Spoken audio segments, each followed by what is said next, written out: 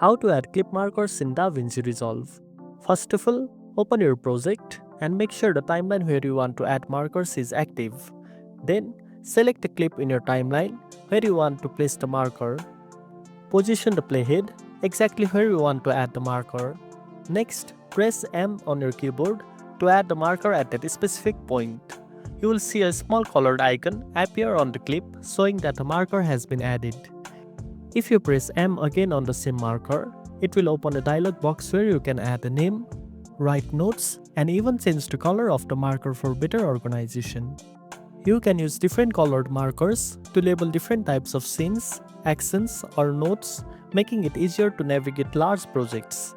This is especially useful when you are collaborating with others or revisiting a project after some time. If you want to remove a marker, just select a marker in the clip and press Delete key on your keyboard. You can also navigate between markers using the Shift Up arrow and Shift Down arrow keys to jump back and forth between them. And that's it. Now you know how to add clip markers in DaVinci Resolve.